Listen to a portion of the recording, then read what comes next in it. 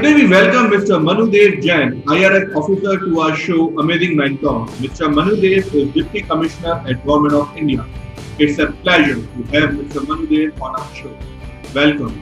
Thank you, Gaurav, for having me. It's a pleasure. So it's a pleasure to have you on our show. Tell us about your childhood memories and hobbies you enjoyed as a child. Gaurav, my childhood was pretty simple, बड़ा साधारण सा बचपन था. Middle class family. आप जब middle class family से आते हो, मैं जबलपुर में था, एक छोटे शहर में था. I did my schooling from केंद्रीय विद्यालय. तो मैं 12 साल केंद्रीय विद्यालय में मैंने पढ़ाई की. उसके बाद इंजीनियरिंग के एंट्रेंस एग्जाम दिए. I got into NIT Bhopal. NIT Bhopal join करने के बाद सोचा कि आगे क्या करना है. तो as it is you have a technical degree, तो एक सपोर्ट रहता है कि आपको you'll get into a campus recruitment process and you'll get a job. But despite that, हमेशा से एक thought process थी कि जो भी जॉब करेंगे that should give you a broader platform, that should give you this space where you can explore yourself better.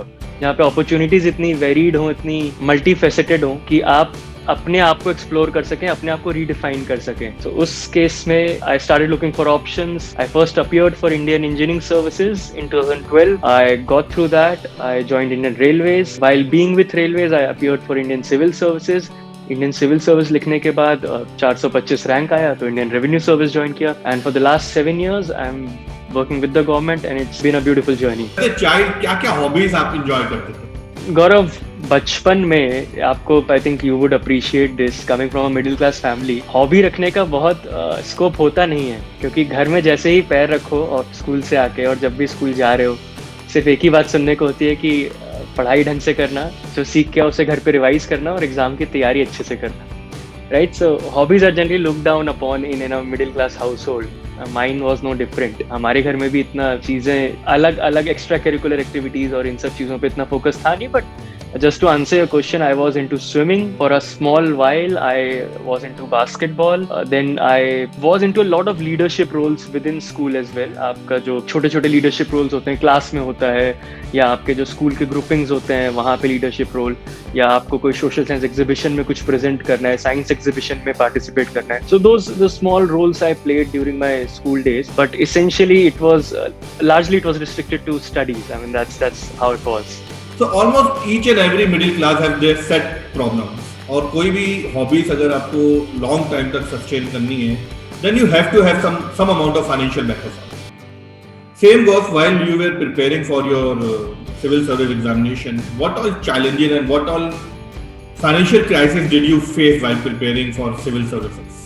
Gaurav, first of all तो पहले मैं ये क्लियर करता हूँ कि आपकी जो डिफरेंट गवर्नमेंट ऑफ इंडिया की सर्विसेज हैं, सिविल सर्विसेज जो आप यूपीएससी का एग्जाम लिखते हैं जिससे आप आईएएस बनते हैं, उसमें आईएएस के अलावा भी 23 और सर्विसेज होती हैं. तो एग्जाम वही होता है, यूपीएससी सिविल सर्विस एग्जाम कहते हैं. उसी की प्रिपरेशन के थ्रू आपकी जो रैंक आती है उसके बेसिस पे you are allocated a service. जैसे मैंने पहले बताया, I started my engineering in 2008. Somewhere in between I realized that I need to figure out a job which gives me a possibility to explore myself better, to know myself better. उस exploration के तहत जब मैं चीज़ें explore करने लगा, लोगों से डिस्कस करने लगा, जैसे आपका शो है, तो खैर this is such a blessing for people watching this. But for me जब इंटरनेट इतना नहीं था, आपको इंडिविजुअल वो लोग ढूंढने पड़ते थे जिनसे आप बात कर सको और जिनसे समझ सको कि सर आप करते क्या हो, आपको इस जॉब में क्या पसंद है और आपको क्या चीज़ें हैं जो आप बदलना चाहते हो. So that was a personal Endeavour which I undertook. Engineering services लिखा उसके बाद सिविल सर्विस की तैयारी करनी शुरू की. और सबसे बड़ा मुद्दा उस समय ये था कि सिविल सर्विसेज में जो आपके ऑप्शनल होते हैं और जो आपका जनरल स्टडीज होता है, फॉर एन इंजीनियर वो सारी चीज़ें आपने कभी देखी ही नहीं होती हैं क्लास 8th और 10th के बाद. सोशल स्टडीज जो एक आखिरी पॉइंट होता है आपकी लाइफ में, जहाँ आपने सिविक्स, हिस्ट्री, ज्योग्राफी पढ़ी होती है, और उसके बाद सिर्फ आप नंबर्स में डील कर रहे होते हो, आप मैथ्स पढ़ रहे होते हो, आप केमिस्ट्री में हो, you are doing good in chemistry, you are doing good in physics, but you have no idea about things going around you, things of international relevance, things of national relevance. So the biggest challenge during those time was to re-look into what I've missed, right? आप जब 10th से छोड़ते हो और 4 साल की engineering कर लिया, उस 6 साल में आपकी समझ में क्या कमी रह गई है, क्योंकि आप एक इंजीनियर हो, आपने क्या नहीं देखा, क्या नहीं समझा, उस चीज को पकड़ना या उस चीज को वापस जाके समझने की कोशिश करना, that I think was the biggest challenge during the preparation. तो सिविल सर्विस एग्जामिनेशन जो है वो one of the toughest examination है हमारी कंट्री में. और कई बार ये देखा भी गया है कि बच्चे जब सिविल सर्विस के लिए तैयारी करते हैं तो कई बार उनका मन होता है कि मैं क्विट कर लूँ और अपनी नॉर्मल लाइफ में जाऊँ. और कैरियर में आगे बढ़ूं? पहला तो क्या आपका भी कभी ऐसा मन हुआ कि मैं क्विट करूं और अपना बीटेक की लाइन में चले जाऊं? और अगर हुआ तो what was that motivating factor that keep the energy on? Gaurav, to answer your first question, I have been lucky in this regard. मैं इंजीनियरिंग सर्विस एक बार अटेम्प्ट किया है, got through engineering services all India rank 8. Civil services, I appeared once and I got through civil services all India rank 425. So fortunately, unfortunately, I was never put in this position जहाँ पे मुझे contemplate करना पड़े कि क्या और कर सकते हैं, क्या अलग कर सकते हैं. Things were pretty straightforward. चीजें होती गई, मैं तैयारी कर रहा था, रिजल्ट्स आते गए. बट आपका जो दूसरा सवाल है कि अगर कोई उस जगह है and if someone is facing those issues or those dilemmas, there's only one thing which helps you in this regard is you need to be honest with you. यार गौरव, देखो सबसे इम्पोर्टेंट ये होता है कि आपकी तैयारी के समय आपको पता होता है आप कितनी स्ट्रेंथ आपकी क्या है, वीकनेस क्या है, आप कितना कर सकते हो, कितना अपने आप को पुश कर सकते हो, किस एक्सटेंट तक आप चीजें अचीव कर सकते हो, राइट. बट होता यह है कि हमारे एम्बिशंस जो है ना, हमारे वो रियलिस्टिक माइंडसेट को थोड़ा सा ब्लर कर देते हैं. Because I Dzire a lot, I dream big, that's important, yes, but it should never come in way of your realistic assessment of your capabilities. सबसे जरूरी है एक समय निकालो, एक इंट्रोस्पेक्शन की process. You go through that introspection process where you realize what you want to do, how do you want to get to that point, and can you get to that point. That is more important. So what will be your advice to students who are preparing for civil service examination? उनको अपनी life के कितने साल civil service examination के लिए देनी चाहिए? गौरव, I did share a post on LinkedIn as well. इस बारे में मैंने लिंक्डइन में मुझसे बहुत लोगों ने पूछा कि कैसे प्रिपरेशन करना चाहिए और क्या इंपॉर्टेंट फेसेट हो सकते हैं प्रिपरेशन करने के. उसमें मेरा आखिरी पॉइंट यही था कि आपको सबसे पहले तो ये जानना चाहिए कि what is the optimum exit point for you. आप अंदर तो आ जाते हो और चक्रव्यूह की तरह इसमें फंस जाते हो, अगर बाहर निकलने का रास्ता नहीं पता है तो दैट्स गोना बी डिफिकल्ट. तो मेरे हिसाब से अगर आप पूछो तो आइडियली, क्योंकि एग्जाम का लेंथ जो होता है, जो इतने तीन अलग अलग स्टेजेस में होते हैं, प्रीलिम्स, मेंस एंड इंटरव्यू, खुद ही 1 साल है. 1 साल प्रिपरेशन का हो गया, प्लस एट बेस्ट 2 से 3 अटेम्प्ट. अगर इन सबको मैं एक साथ रखूं तो I would say no one should give more than 3 to 4 years to this exam. 4 is when you're absolutely sure and you have absolutely identified कि मैंने पहले क्या गलती की है और मैं उन्हें इस बार सुधार सकता हूँ, तब चौथा, बट अदरवाइज 3 years. तो जब आपका ड्रीम पूरा हो गया ऑफिसर बनने का, तो क्या क्या चेंजेस आपकी लाइफ में आए? आपके initial days as an officer कैसे रहे? गौरव, शुरू के दिनों में पता है सबसे ज्यादा इंपॉर्टेंट चीज क्या होती है जो मैंने मिस कर दी, वो ये होती है कि आप एक कॉलेज के स्टूडेंट से सीधे एक ऑफिसर बन गए हो. वो जो ट्रांजिशन होता है ना, आप अपने डिमीनर को चेंज करते हो, अपने थॉट प्रोसेस को चेंज करते हो, अपने बिहेवियर को चेंज करते हो. That is the most important part of you as an officer, that defines you as an officer. And in this regard I think this is one of the most beautiful experiences which I have had is my training experience. I was trained in NACIN Faridabad. हमारा IRS custom का training institute है फरीदाबाद में, और वो experience इतना varied था, इतना ज़्यादा इंटरेस्टिंग था, इतना ज़्यादा एक्सपोजर ड्रिवन था कि बहुत कुछ सीखने को मिला. चीज़ें जो हो रही हैं उनके बारे में सीखने को मिला, अपने बारे में जानने को मिला, वो तरीके मिले या वो समझ मिली कि आप अपने आप को कैसे रीइन्वेंट कर सकते हो, या आप अपने वो जो ट्रांजिशन है from a student to an officer, वो कैसे अपनी पर्सनालिटी में इम्बाइब कर सकते हो. तो ये सारी चीज़ें पूरे ट्रेनिंग के समय में सीखने और जानने को मिली. तो जब आपका एग्जामिनेशन पास हो गया और आप ऑफिसर बनने के लिए ट्रेनिंग में गए, तो क्या क्या मस्ती वाले टाइम थे वहाँ पे, और क्या क्या मोटिवेशन और क्या क्या आपको सीखने को मिला अपनी ट्रेनिंग? सो गौरव, 7 साल हुए हैं. 7 साल में से 1 साल जो था पहले रेलवे की ट्रेनिंग में मैंने निकाला, बट वो रेलवे की ट्रेनिंग सिकंदराबाद में थी. जनरली 1.5 साल की सारे गवर्नमेंट सर्विसेज में 1.5 साल का ट्रेनिंग पीरियड होता है, इट्स कॉल्ड प्रोबेशन. तो रेलवे का 1 साल का ट्रेनिंग पीरियड था, मैं 1.5 साल कंप्लीट नहीं कर पाया. उसके पहले मेरा सिविल सर्विसेज में सिलेक्शन हो गया. तो 1 साल मेरा रेलवे का ट्रेनिंग था. उसके बाद मेरा 1.5 साल सिविल सर्विसेज की ट्रेनिंग थी नासिन फरीदाबाद में, जहाँ पे हम अलग अलग बॉर्डर सिक्योरिटी एजेंसीज के सामने ट्रेनिंग की, beat ITBP, beat BSF, beat Indian navy, Indian coast guard, wild life enforcement agencies के साथ ट्रेनिंग की हमने. फिर उसके बाद अलग अलग इंटरनल एजेंसीज होती हैं जो इंटेलिजेंस और इन्वेस्टिगेशन का काम करती हैं, उनके साथ ट्रेनिंग की. एजुकेशन एजेंसीज के साथ ट्रेनिंग की. एंड आई थिंक सबसे मेमोरेबल ट्रेनिंग हमारी CISF के साथ थी. सो ये सारी ट्रेनिंग थी, मैंने ट्रेनिंग की. उसके बाद ये ट्रेनिंग 1.5 साल तक चली, बिकॉज इतनी सारी एजेंसीज से आपको कोऑर्डिनेट करना पड़ता है, आपको समझना पड़ता है उनके काम क्या है, उनकी हिरार्की क्या है, what is their role in assignment, what is their mandate. तो 1.5 साल ये ट्रेनिंग हुई. तो अपने 7 साल के कैरियर में आपने कौन कौन से डिपार्टमेंट में काम किया? मेरी पहली पोस्टिंग बैंगलोर में थी. मैं 1.5 साल मैंने बैंगलोर में काम किया. मैंने सेंट्रल एक्साइज टैक्सेशन देखा। बैंगलोर जो आपके 4 कमिश्नरेट में डिवाइडेड है, I was looking after one of the division. उसके बाद 1.5 साल में जब बैंगलोर का टेन्योर कंप्लीट हुआ, जब कर ही रहा था, तभी बीच में एक opportunity I which is directorate of international customs. ये बेसिकली पॉलिसी मेकिंग वर्टिकल है रेवेन्यू बोर्ड का, सीबीआईसी कहते हैं हमारे, central board of indirect taxation and custom, which is the policy making board for all the indirect taxation in India. आपका GST हो गया और कस्टम हो गया। तो उसमें एक वैकेंसी आई और उस रोल के लिए मैंने अप्लाई किया। उसके कारण मुझे यहाँ पे दिल्ली आना पड़ा। I got through that initial interview and initial role assessment process, profiling process, and I was given an opportunity to work with Directorate of International Customs. It's called DIC.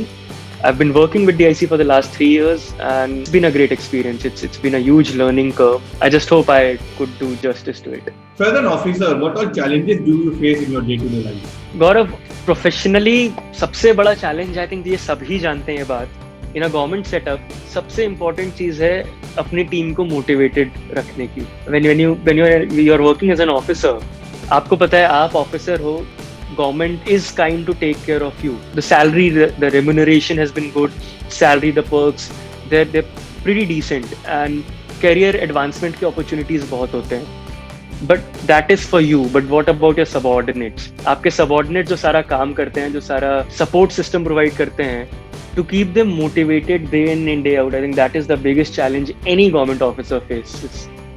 Because उनके support के बिना it will be really difficult to manage this entire government setup.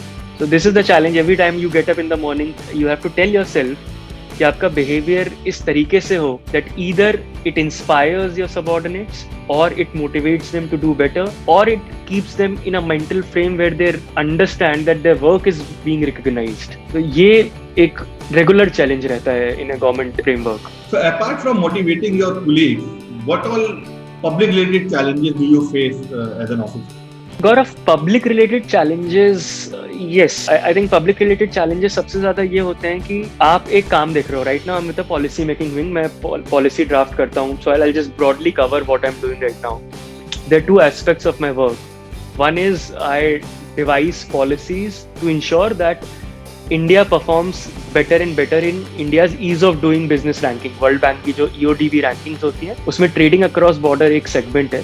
So I try and work for policies to ensure that they are rationalized, they are made in a certain way where we help our traders, our exporters and importers, and we support the entire system in a way where it's easier for them to comply with. Now the biggest challenge or a recurring challenge is आप policy draft करते हो, but उसको implement करने वाला office कोई और होता है. बट एज एन आउटसाइडर लोगों को ये बात बहुत क्लियरली समझ नहीं आती या कहीं उन्हें मिलती नहीं है कि कौन इसको डील कर रहा है. On a day to day basis you get a call on your office landline कि सर यहाँ दिक्कत है, इसे मैनेज करना है, इसे किससे डील करें, कौन सॉल्व कर पाएगा. तो वो that is this additional work that you have to take upon yourself because you are a public servant. So you are duty bound to help and assist anyone that comes to you. So to manage that in your daily routine and with your present workload, that's slightly challenging, but that has to be done. बहुत सारे licences online हो गए हैं और उसकी fees भी ना minimise कर दी गई है, पर अभी भी बहुत सारे ऐसे लाइसेंसेस हैं जो ऑनलाइन होने के बावजूद उनकी फीस जो है 15,000 10,000 क्रॉस कर जाती है. So my question to you would be, क्या गवर्नमेंट जो है revenue as a revenue source देखती है लाइसेंस फीस को, या मेन रेवेन्यू सोर्स गवर्नमेंट का जीएसटी है? और अगर मेन रेवेन्यू सोर्स या अगर वो लाइसेंस फीस को एज ए रेवेन्यू सोर्स देखती है, तो why is there so much of pain in getting any particular type of license? Gaurav, सबसे इम्पोर्टेंट बात है that the only idea here is to collect the GST which is legitimately which belongs to the government. जो भी taxes जो legitimately as per the law that belongs to government, that is reach to the government. As far as the digitization process is concerned, at least in last 4 years from what I've seen, this government has been, the present government setup, the present political understanding is such that we have to push as far as possible to digitize our processes, and that has been undertaken, that is being done with all sincerity. कहीं पे कुछ processes इतनी बड़ी होती हैं, उनके regulation, associated regulation, laws इतने significant होते हैं कि उनके क्या रेमिफिकेशन होंगे, उन्हें आप एक पेपर से एक सिस्टम पे लाने पे क्या क्या चेंजेस आपको करने पड़ेंगे, और आप उसे सिस्टम पे जब लाते हो तो उसका जो इंटरेक्शन है एक ऑफिशियल का और एक एप्लीकेंट का, वो जो इंटरेक्शन है वो किस बेसिस पे होगा, किस फ्रिक्वेंसी से होगा और किस लेवल पे होगा, उन सारी स्कोप को डिफाइन करने में थोड़ा समय लग जाता है, बिकॉज बहुत स्ट्रेट फॉरवर्ड प्रोसेस नहीं होती। आपको मैनुअल प्रोसेस को सबसे पहले जब सिस्टम पे लाना है, तो सिस्टम पे आपको पहले प्रोसेस को रैशनलाइज करना पड़ेगा, ताकि वो एक इजी इंटरफेस के साथ आपके ट्रेडर को मिले या आपके एप्लीकेंट को मिले। देन उसके बाद आपको उसके पायलट रन करने पड़ेंगे, कोई बग तो नहीं है, कोई इशू तो नहीं है, डिफरेंट सिनेरियोज आपको इमेजिन करने पड़ेंगे, क्योंकि इन अ मैनुअल प्रोसेसिंग आप एक ऑफिसर के पास जा सकते हो कि सर यहाँ फंस गया हूँ, अब मैं क्या करूँ, do you need any additional document, should I give you in something in writing, मैं किससे इंटरेक्ट करूँ। जब मैं इन सबको डिजिटल कर देता हूँ, that scope is limited, that scope to get in a manual help or assistance is limited। तो जब मैं किसी भी चीज़ को डिजिटाइज करता हूँ, मेरी सबसे पहली प्रायोरिटी होती है कि मैं ये सारे सिनेरियोज इमेजिन कर लूँ, ताकि कोई ऐसा सिनेरियो ना आए जहाँ पे मेरा सिस्टम मेरे एप्लीकेंट को असिस्ट ना कर पाए, या कोई प्रोसेस है जो ऑटोमेट ना हो पाए और मेरा एप्लीकेंट कंफ्यूज हो जाए। So this is how it gets slightly trickier, but trust me when I say this, that government has been this key motivator behind automizing and digitizing every process that you have seen up till now। कुछ जल्दी हो गई क्योंकि उनका scope limited था, उनके stake holders limited थे। कुछ में समय लग रहा है बिकॉज स्टेक होल्डर्स बहुत ज़्यादा हैं, इंट्रैक्शंस बहुत ज़्यादा हैं, डेटा हैंडलिंग के चैलेंजेस हैं। But in due course, from what I see, what I imagine, what I can say, a lot of these things are gonna be digitized and gonna be put on digital media and gonna be put on a digital platform, which is gonna be of great help to the country and to people availing those benefits in those facilities. तो कई ऐसे licences हैं जिसकी fee nominal है। So for example, if you apply for export license, you have to pay nominal fee of around 110 rupees and you get the license. But at the same time, if a person want to start a business, वो भी food का business या FMCG का business, तो उसको FSI licence लेना पड़ता है, and which cost him around, it start from 500 rupees, then 5000 rupees, 15000 rupees and 30000 rupees. तो my question again is, does government look license fees as a source of revenue? Why are license fees not minimized, and why can't general public or public from India get one window solution? No, I get it, Gaurav, मैं समझ गया। There will be a straightforward answer to this, and it is government does not want to earn from the licensing fee. Anything that is being conceptualized and being implemented is only to assist and facilitate trade। Licensing fee का जहाँ तक मुद्दा है, अगर आप records और revenue भी निकाल के देखेंगे, I don't think it's gonna be more than, it can be more than 0.0000 and 10 more zeros and 1% of government's revenue. So it's never been a consideration for government to earn from licenses. So that was my point is, when the revenue is so less, why is so much of burden on general public? So if you see the current scenario, government is targeting to be an export-oriented economy instead of import-oriented economy. And when an entrepreneur starts his business, he has to go door to door to complete his documentation. And when we compare it with international market, to international market, government is providing one window solution. So why can't same solution be provided first thing to our public? Second thing, why can't that license fees be nominal? Why is it's so much? So for example, if we apply for export, the fee is nominal, it goes around 110 rupees. But at the same time, if I want to take a license which says FMCG license, it starts from 15,000 and goes to 30,000, and it's a huge investment for an entrepreneur or for a middle class family who want to be an entrepreneur and start his journey as an entrepreneur. So my question is basically, why can't we reduce the license fees to a nominal cost? And second thing, why domestic people, we and the public, can get one window solution for their entire setup of an organization as an entrepreneur? गौरव, उसी तरफ हम बढ़ रहे हैं। अगर आप देखो, आपने जीएसटी का मुद्दा उठाया, पहले कितने टैक्सेशन थे, कितने रजिस्ट्रेशन थे, कितने लॉ थे, दैट हैज बीन सिंप्लीफाइड। आप जैसे सिंगल विंडो की बात कर रहे हो for export and import, that is being contemplated as we speak.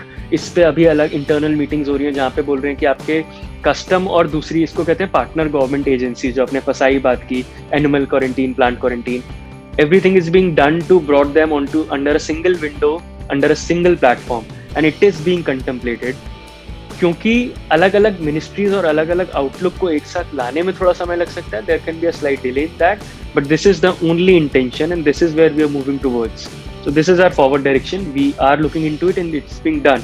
आपने सही बोला, it's a relevant point. And that's the thought process of the government as well, because only this way you can ensure that the compliance burden on the trade and on an importer and exporter is minimized. So this is being done. This is being looked into on a regular basis. So any moment in your life or in your professional journey that you want to share with our audience? गौरव, बहुत moments रहे हैं, बहुत कुछ सीखने को मिला, बहुत positivity रही है पूरे करियर में.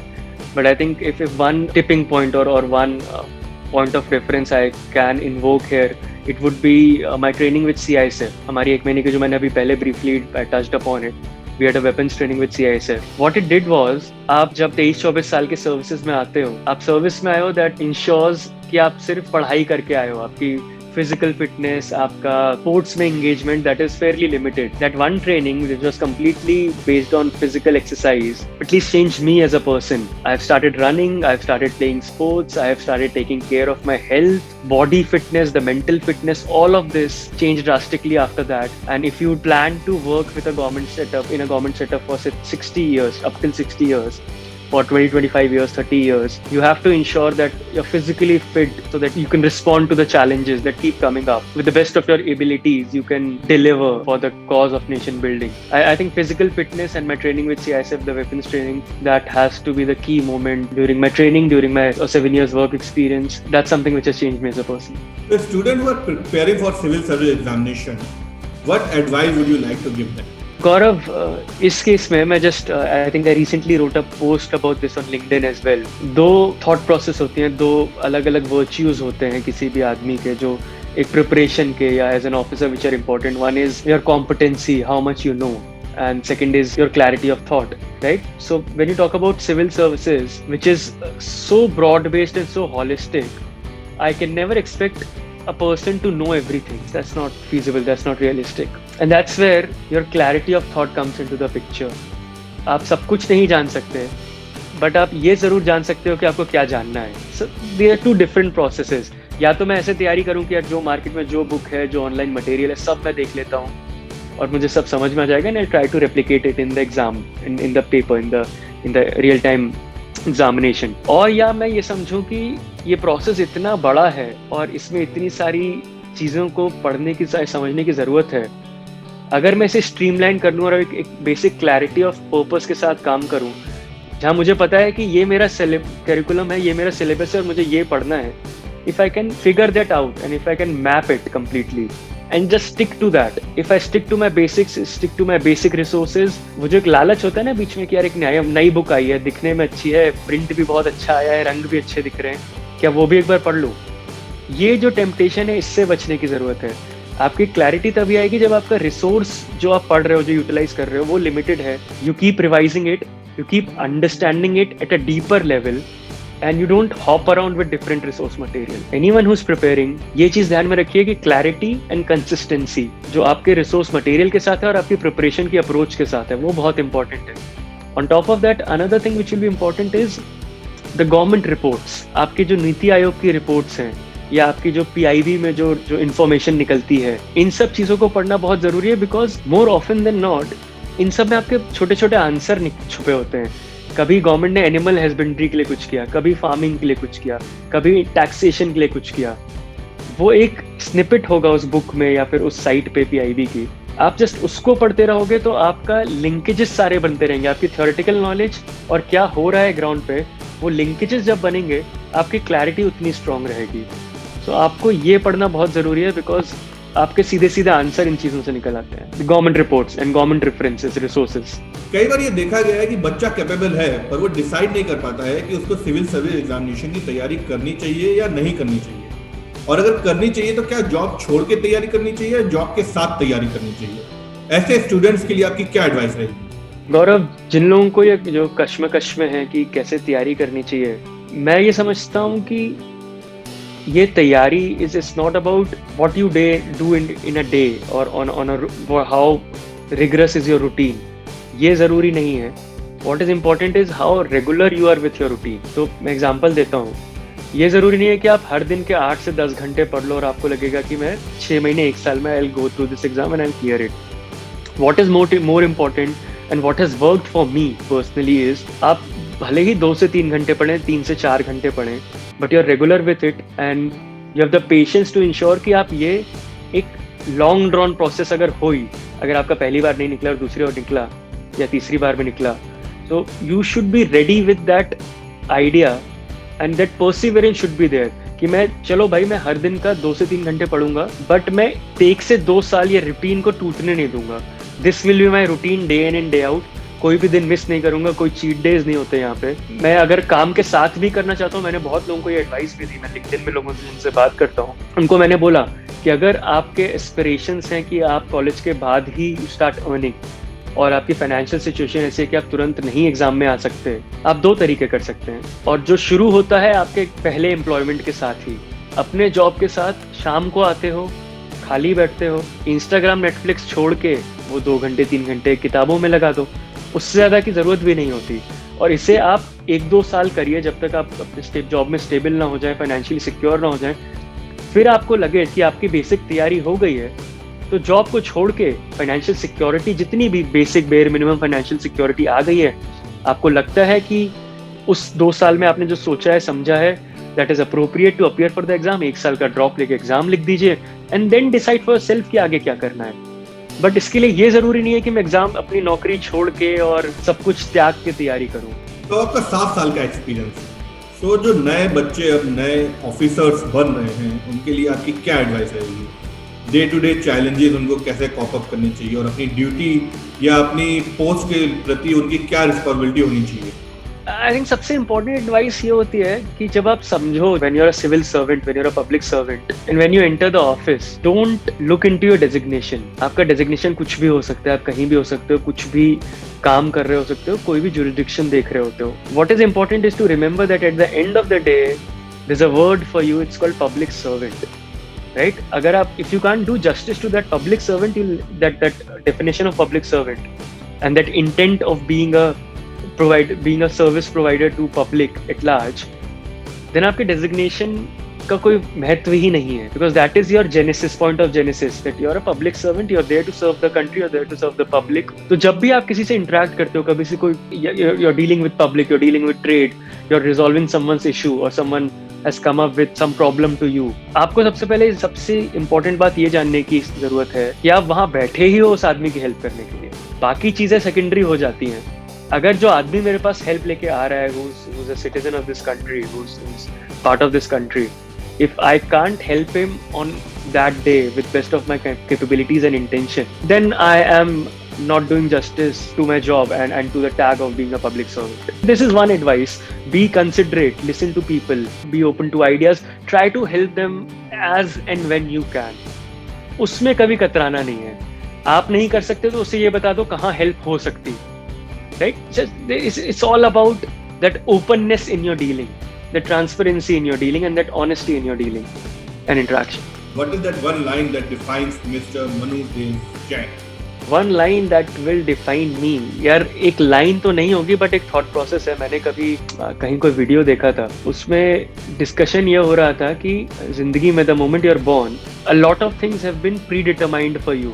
क्या कैपेबिलिटीज हैं, किस फैमिली में आप जा रहे हो, क्या अपब्रिंगिंग रहेगी, वो सब चीज़ें आपके लिए डिटरमाइंड हो चुकी हैं और उसमें शायद आप बहुत कुछ चेंजेस नहीं ला सकते. दैट इज टू से आपको एक इन अ गेम ऑफ कार्ड आपके कार्ड बट चुके हैं, आपके पास एक सेट ऑफ कार्ड्स हैं.